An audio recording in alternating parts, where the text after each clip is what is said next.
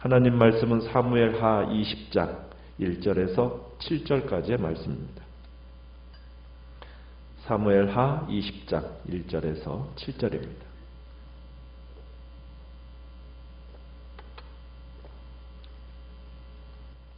사무엘하 20장 1절입니다.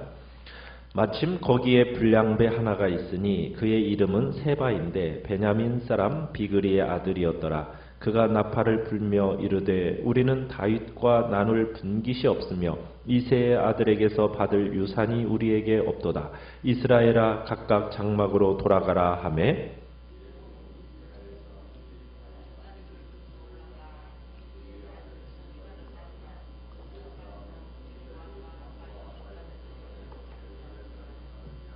다윗이 예루살렘 본궁에 이르러 전에 머물러 왕궁을 지키게 한 후궁 10명을 잡아 별실에 가두고 먹을 것만 주고 그들에게 관계하지 아니하니 그들이 죽는 날까지 갇혀서 생과부로 지내니라.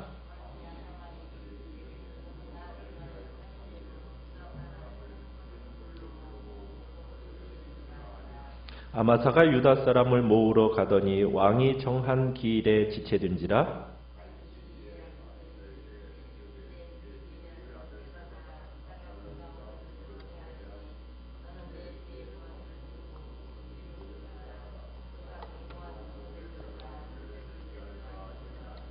같이 읽습니다. 요압을 따르는 자들과 그렛 사람들과 블렛 사람들과 모든 용사들이 다 아비새를 따라 비그리의 아들 세바를 뒤쫓으려고 예루살렘에서 나와. 오늘 말씀의 제목은 반란에 대처하는 다윗이라는 제목으로 말씀을 나눕니다.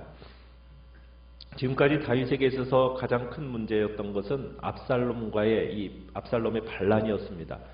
이제 압살롬의 군대를 물리친 다윗은 이제 괴롭고 어려운 회복의 길을 이제 걸어가야 했습니다. 압살롬의 군대를 이렇게 평정시킨 후에 다윗이 마하나임으로부터 이제 예루살렘으로 귀환하게 되었어요. 그러나 다윗 왕의 이 황궁을 둘러싸고 어제 말씀에 보면은 유다 지파와 나머지 이스라엘 지파 간의 알력과 갈등이 생겨나게 되었습니다. 그러니까 다윗 황궁 사건에서 지금 유다 지파에 속한 사람들이 이 다윗 귀향 행사를 이렇게 주선하니까 북쪽 이스라엘 사람들이 소외감을 느낀 겁니다. 가까스로 지금 수습은 되었지만 내란으로 인해서 분위기가 지금 어수선한 상황이에요. 그런데다가 지금 유다 지파와 북쪽 지파들 간의 분열이 지금 심각해진다라는 것을 우리로 하여금 어제 말씀은 보았어요. 자, 이 유다와 이스라엘의 이 갈등이 급기야는 어떤 사태를 불러오게 됩니까? 오늘 1절에 가보면은 이런 상황 속에서 불만이 쌓인 이 북쪽 사람들의 심기를 더 자극한 사람이 나타나게 됩니다. 그 사람은 누구입니까? 세바라는 사람인데 이 세바는 어느 지파 사람이에요? 초대왕 사울을 배출했던 베냐민 지파 출신입니다. 그러니까 이 세바가 다윗의 집에 불만을 품은 사람들을 선동해가지고 반역을 시도한 겁니다. 유다와 이스라엘의 이 반목과 질시가 마침내 반란으로 폭발하게 된 겁니다. 그런데 1절에 보시면은 다윗을 비난하는 이 세바를 가리켜서 뭐라고 규정을 하고 있느냐? 마침 거기에 뭐 하나가 있더라? 불량배라고 규정을 해놓습니다. 그러니까 세바에 대한 분명한 가치평가를 뭐라고 내리고 있느냐면 불량배라는 단어를 통해서 그의 가치를 평가하고 있어요.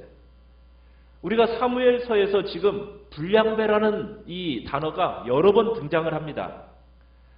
첫 번째는 누구를 불량배라고 했었느냐면 엘리의 아들들이었어요. 그리고 사울의 왕위 취임식에서 반기를 들었던 사람들입니다.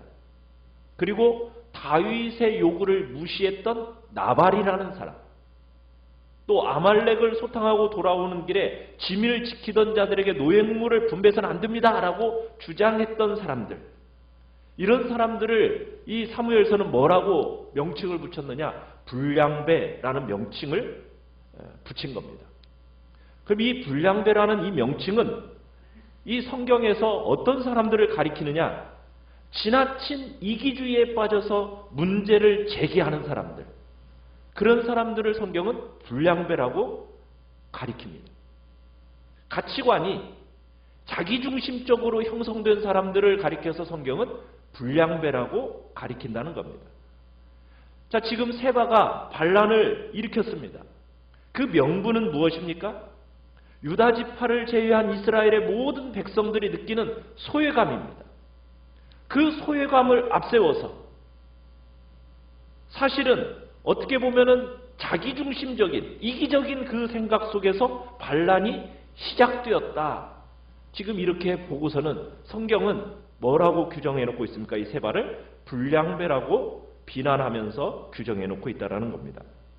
자, 그러면서 1절에 보면 세바가 나팔을 불고 이스라엘 지파들에게 경문을 돌리고 있습니다. 어떤 경문을 돌리고 있느냐? 우리는 다윗과 나눌 분깃이 없으며 이새의 아들에게서 받을 유산이 우리에게 없도다. 이스라엘아, 각각 장막으로 돌아가라. 지금 다윗을 따라서 예루살렘 황궁 행렬에 지금 동참한 북이스라엘 지파 사람들이 약 반 정도가 된다고 했는데 이 민심을 이반시키는 선동적인 경문을 이 세바가 돌린 겁니다. 그러더니 이 경문이 일시적으로 사람들의 마음을 격동시켰어요. 이 경문은 어떻게 보면 우리가 어제 봤던 19장 42절, 43절에서 보도된 이 남북 지파 간의 어떤 경론, 논쟁, 이것을 마무리하는 북이스라엘 지파들의 결론이라고 볼 수가 있습니다. 다윗 왕실을 북이스라엘을 통치할 이 북이스라엘을 통치하는 어떤 능력이 없는 그냥 지파 두령급 가문으로 격화시켜버린 겁니다. 그래서 다윗을 뭐라고 얘기한 거예요? 이새의 아들 이렇게 부르면서 유다 지파 두령 정도의 너는 불과한 인물이다 이렇게 말한 겁니다. 그러면서 다윗을 이스라엘의 왕, 전체 이스라엘의 왕으로는 인정하지 않겠다 이러면서 하나님의 권위를 인정하지 않겠다라는 반역적인 행동이 나타난 겁니다. 어떻게 보면 이런 짧고 간결한 이 노랫말 같은 경문은 이스라엘 사람들의 마음을 깊게 파고들었어요. 그래서 온 이스라엘 사람들이 어떻게 하게 됩니까? 2절에 보니까 다윗을 따르기를 그치고 누구를 따르게 돼요? 비그리의 아들 세바를 따라갑니다. 그러니까 북쪽 이스라엘 사람들이 다윗을 버리고 세바를 따르니까 유다 사람들이 긴장을 했어요. 그래가지고 요단강을 건너서 예루살렘에 이르기까지 유다 사람들이 이제 다윗을 호위하는 일에 전념하게 된 것을 2절에서 우리가 보게 돼요. 자, 이제 세바의 이 반란, 이게 이제 성공할지 실패할지 이런 불확실한 상황 가운데서 3절에 가보면은 다윗이 우선적으로 처리하는 문제가 있습니다. 자, 어떤 문제를 먼저 처리하고 있습니까? 3절에 보면 예루살렘으로 완전히 황궁한 다윗이 압살롬의 그 패륜적인 행위를 생각나게 만드는 이 후궁들 있지 않습니까? 그 후궁들을 잡아서 별실에 가둡니다. 이 후궁들은 어떤 사람들이에요? 압살롬이 온 이스라엘 무리 앞에서 동침했던 후궁들입니다. 그래서 이 후궁들의 별실에 가두어 놓고 먹을 것만 줬어요. 그러면서 그들과는 잠자리를 함께 하지 않습니다. 그 결과 이 사람들은, 이 후궁들은 죽는 날까지 생과부로 지냈다라고 얘기하고 있어요. 참 어떻게 보면은 참 가혹한 처사인 것 같습니다. 그러나 율법에 무엇을 금하고 있습니까? 아버지와 아들이 같은 여자를 관계하는 것을 율법은 금하고 있어요. 그래서 다윗은 이 율법을 알고 있는 사람으로서 지금 압살롬과 관계한 이 후궁들을 그냥 두면 어떤 일이 벌어질 것을 두려워한 겁니까? 이스라엘 사회에 그 부도덕한 영향이 미쳐질 것에 대한 두려움 속에서 그것을 조치한 거예요. 그래서 예루살렘에 귀환하자마자 한 일이 뭐냐? 마치 병균에 감염된 자를 격리시키듯이, 그죠? 우리가 옛날에 뭐 메르스 뭐 이런 일이 있으면 어떻게 했습니까? 완전히 격리시키듯이 이 사람들은 병균에 감염된 자라고 인정하고서는 이 후궁들을 영구적으로 격리시켜버렸어요. 그러면서 이 사람들을 다윗 옆에 평생 놔두었습니다. 지녔어요. 그 10명의 후궁은 다윗에게 어떤 마음을 들게 했을까요? 평생 살아가면서 그 후궁, 별궁을 바라보면서 어떻게 보면 자신의 죄, 그걸 끊임없이 기억시키고, 그리고 그 죄 안에서 또한 하나님의 은혜가 내게 어떻게 나타났는지를 동시에 연상시키는 살아있는 증인의 역할을 한 사람들이 바로 이 10명의 후궁입니다.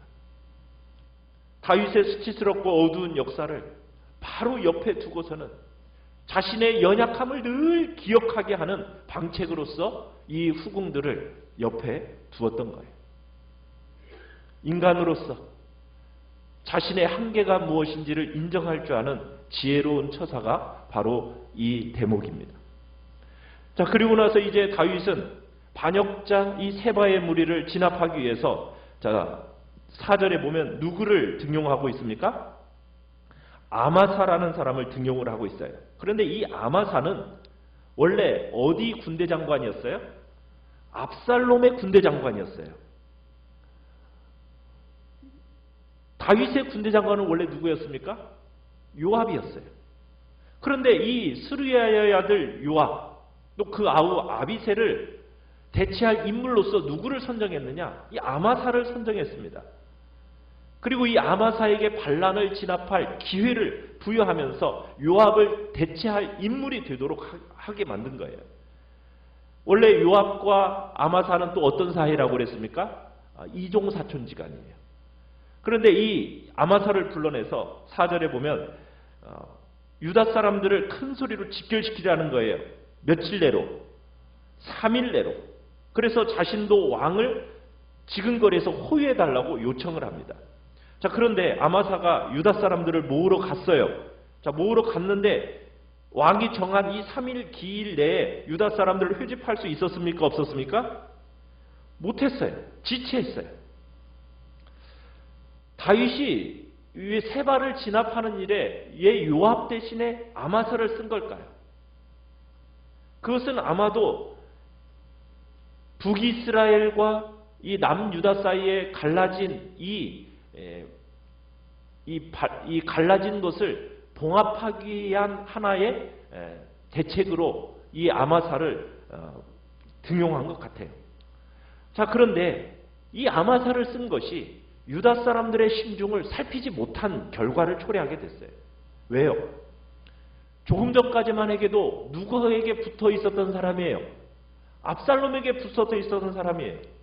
자, 그런데 다윗 왕에게 반역했던 이 아마사가 또 군사를 모집한다고 이렇게 돌아다니니 유다 사람들이 이 아마사의 말을 고지 듣겠습니까? 고지 듣지 못하겠어요. 이 고지 듣는다는 것이 쉬운 일이 아니에요. 그러다 보니까 이게 들어야 되는 건지 거부해야 되는 건지 갈피를 못 잡게 된 거예요. 그래서 아마사의 이 군대 소집이 지체가 된 것 같아요. 어쨌든 지금 다윗은 세바가 세력을 키우기 전에 지금 제거해야 된다고 생각을 했어요.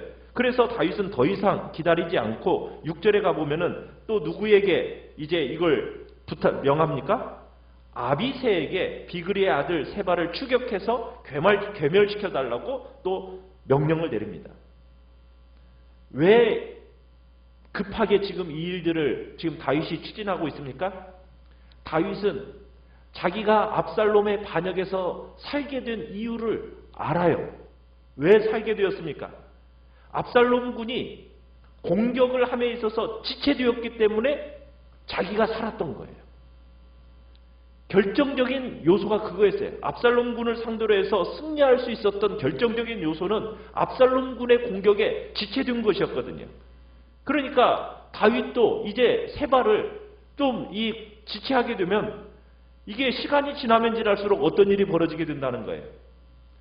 이 세력이 점점 커지면 진압하기가 어려워진다는 것을 다윗은 잘 알고 있기 때문에 어쨌든 신속하게 이 세바를 공격해야 된다는 것을 알고 있었던 겁니다.